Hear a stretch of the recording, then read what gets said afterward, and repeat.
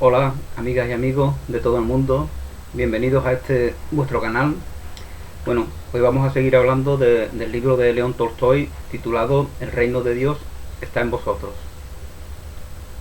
Estábamos en el capítulo número 5, la contradicción entre nuestra vida y nuestra conciencia cristiana. Y vamos a dar término a este capítulo ya, puesto que con lo que dijimos en el vídeo precedente prácticamente ya hemos dicho más de la cuenta, ¿no? Y bueno, como los próximos capítulos también guardan un poco relación con este tema de la guerra, del servicio militar, asuntos políticos, ante los cuales si uno empieza a hablar suele tender por inercia a excederse y a hacer graves acusaciones, pues nos vamos a saltar también estos capítulos que os invito a leer. Me estoy refiriendo al capítulo sexto, que se titula La actitud de la gente de nuestro tiempo hacia la guerra. El siguiente capítulo lleva por título El sentido del servicio militar obligatorio. E igualmente nos saltamos el capítulo octavo, que se titula La gente de nuestro tiempo debe aceptar inevitablemente la doctrina cristiana de la no resistencia al mal. Bueno, este no nos lo saltamos, este es precisamente del capítulo del cual vamos a hablar hoy. Aceptación inevitable para hombres de nuestra sociedad, para hombres y mujeres de nuestra sociedad, de la doctrina de la no resistencia al mal.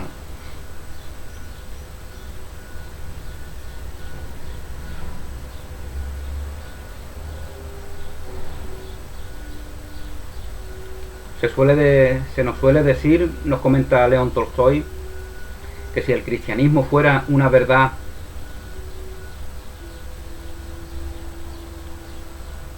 evidente, debería haber sido aceptado por todos los hombres desde su aparición de manera instantánea, y de manera instantánea cambiar las vidas y las condiciones de vida de todos ellos, haciéndolas mejores. Sería como si se dijese, esto sería como si dijéramos que la semilla, a partir del momento en que puede germinar, debe dar simultáneamente el tallo, la flor y el fruto. Decir esto es como decir que ponemos una semilla debajo de la tierra y de forma instantánea aparece el tallo, la flor y el fruto de manera en el preciso momento en el que la semilla es depositada, ¿no? Cosa que, como todos sabemos, es imposible, ¿no? Pues lo mismo sucede con la doctrina cristiana. La doctrina cristiana que nos transmitió Jesús de Nazaret, fue la semilla que aún no ha germinado, que aún no ha dado su fruto, pero que está en todos nosotros, la reconozcamos o no. La doctrina de Cristo no es una jurisprudencia que, siendo impuesta de manera violenta, puede cambiar de inmediato la vida de los hombres. Esas son las leyes mundanas, ¿no? Que se nos exigen, que se nos reclaman, que se nos espera, etcétera, etcétera, que hagamos tal o cual cosa, que hagamos un servicio militar obligatorio, que no hagamos tal cosa porque si no nos meten en la cárcel, etcétera, etcétera, ¿no? Así funciona el mundo. Pero la verdad de Dios no funciona de esa manera. La verdad de Dios, que está eternamente en nosotros, porque en nosotros está el reino de Dios, solamente puede ser expresada si es reconocida en todos y cada uno de nosotros. No se trata de imposiciones, ¿no? Las leyes mundanas están basadas en el miedo. Las leyes de Dios están basadas en el amor, en la verdad. La doctrina de Cristo, nos dice Tolstoy, no es una jurisprudencia que, siendo impuesta por la violencia, puede cambiar de inmediato la vida de los hombres. Es un nuevo concepto de vida, más alto que el precedente, y un nuevo concepto de vida no puede ser prescrito, necesita ser libremente asimilado. Vemos en las dictaduras, ¿no?, que presumen de ser cristianas, ¿no?, que normalmente se produce una degeneración moral de las personas porque simplemente se limitan a ser robots, Se limitan a ser robots y a obedecer las consignas, los preceptos, los caminos que se les van imponiendo, ¿no?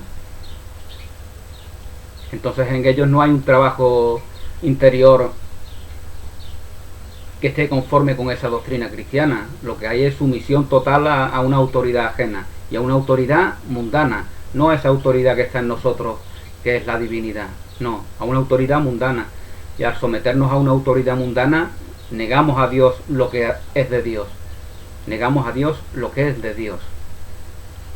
Y esto es lo que acontece en estas dictaduras que pueden llegar a aparentar mucha paz, pero que verdaderamente está llena de robots sumisos que no hacen trabajo interior alguno, que no creen en la bondad, que no creen en la belleza, que no creen en la creatividad, que no creen en el amor, que no creen en la libertad, que no creen en la herencia de Dios, que no creen en sí mismos, nada más que creen en el miedo y en la obediencia. Eso es lo único que creen aquellos que gustan de dictaduras, en el miedo y en la obediencia. Esa es la única fe de los partidarios, de los extremistas de uno y otro lado. Miedo y obediencia, sumisión total.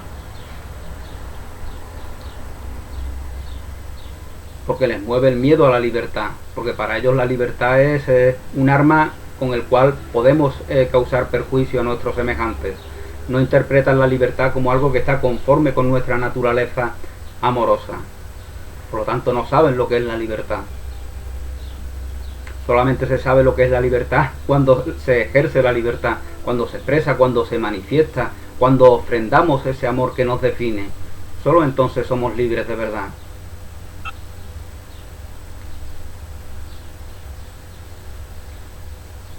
Solo puede ser libremente asimilado de dos maneras, una interna espiritual y la otra externa experimental.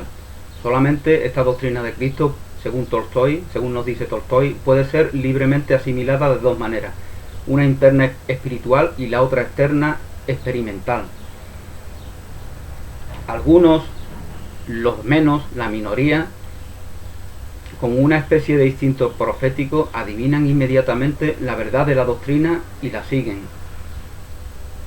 Sin embargo, los otros, la mayoría, no llegan a la verdad de la doctrina y a la necesidad de seguirla, sino por una larga senda de errores, experiencias y sufrimientos.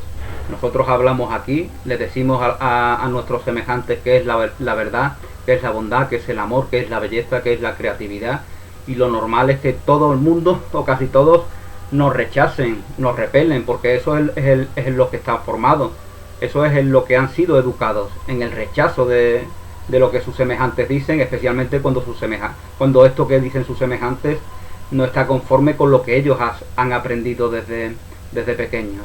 Por lo tanto, el rechazo es lo natural en ellos, pero el rechazo forma parte del proceso de aceptación que va a tener lugar.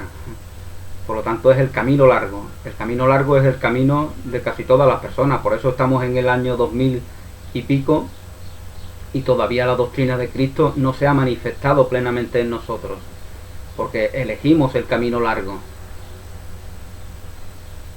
el camino que eligió la mayoría.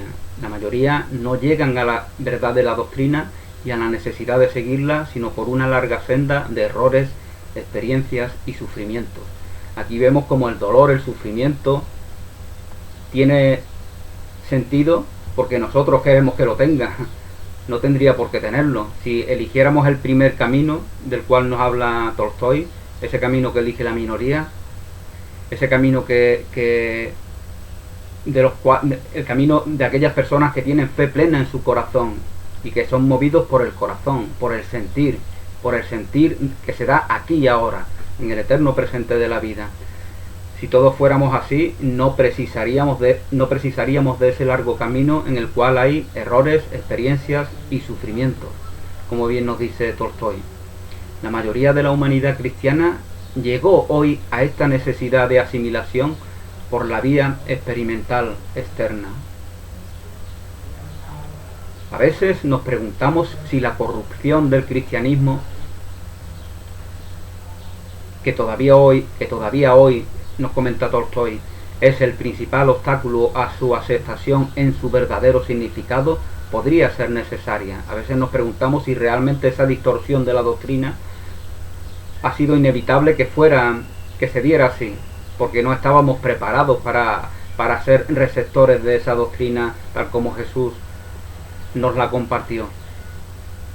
Y sin embargo, los hombres llegaron a través de esta corrupción del cristianismo a la situación en la que hoy se encuentran, y que era precisamente la condición necesaria para que la mayoría lo pudiera aceptar en su verdadero sentido.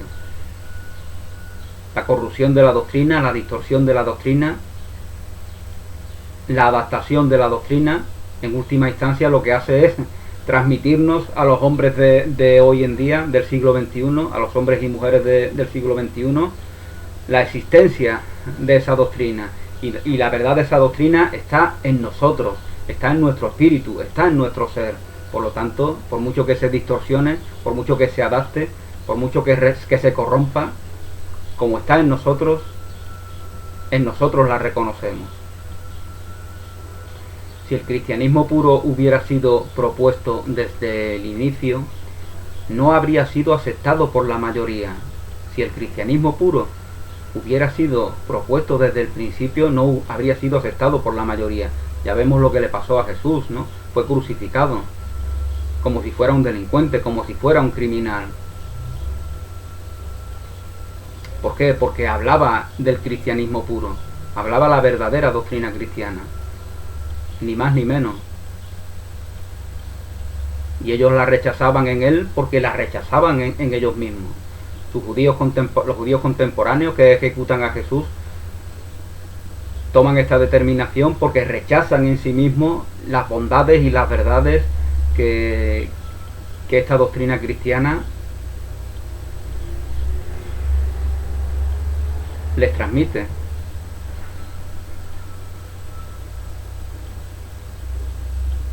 Habiendo aceptado esta doctrina cristiana en su forma pervertida, los hombres fueron sometidos a su influencia. Una influencia segura aunque lenta, y por la larga senda de errores y sufrimientos llegaron hoy a la necesidad de asimilarlo en su verdadero significado. La corrupción del cristianismo y su aceptación bajo tal forma eran necesarias, como es necesario que la semilla sembrada en la tierra permanezca ahí durante cierto tiempo. El cristianismo es una doctrina de verdad. El cristianismo, la doctrina cristiana, es aceptada por nosotros porque a través del entendimiento tenemos noticia de que está conforme con la verdad. A través de nuestro entendimiento, no a través de la fe en algo ajeno a nosotros, como pretenden hacernos creer aquellos que no tienen fe. Como no tienen fe, se inventan esa fe en algo ajeno a nosotros. No, la fe está siempre en ti, la fe es siempre en ti, la fe es siempre en el reino de Dios que está en ti, en el reino de la verdad que está en ti, en el reino de la eternidad que está en ti. Con eso tiene que ver la fe. Fe es sabiduría, fe es sabiduría. Esto se debería de enseñar a los niños en las escuelas. Fe es sabiduría, sensibilidad es fortaleza. Bueno, pues comentábamos que el cristianismo es una doctrina de verdad y a la vez una profecía. Es doctrina de la verdad y al mismo tiempo una profecía. Hace 18 siglos, es decir, 20 en estos momentos, Cristo reveló la verdadera vida y simultáneamente predijo en lo que se convertiría la existencia de los hombres si no se avienen a esa enseñanza, si no se avienen a la doctrina cristiana y seguían viviendo según los antiguos principios. Enseñando en el Sermón de la Montaña la doctrina que debe guiar a los hombres, Jesús nos dijo: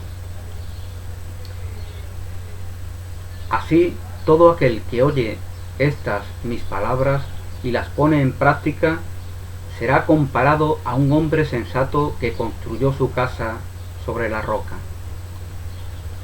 Cayó la lluvia, vinieron las inundaciones, soplaron los vientos y dieron contra la casa, pero ella no cayó porque estaba cimentada en la roca. Por otro lado, todo aquel que oye estas mis palabras, pero no las practica, será comparado a un insensato que construyó su casa sobre la arena. Cayó la lluvia, vinieron las inundaciones, soplaron los vientos y dieron contra la casa y ella fue derrumbada. Y fue grande su ruina. Bueno, pues esto es lo que nos sucede, lo que nos ha estado sucediendo durante estos 20 siglos por querer aceptar la doctrina cristiana de una forma distorsionada.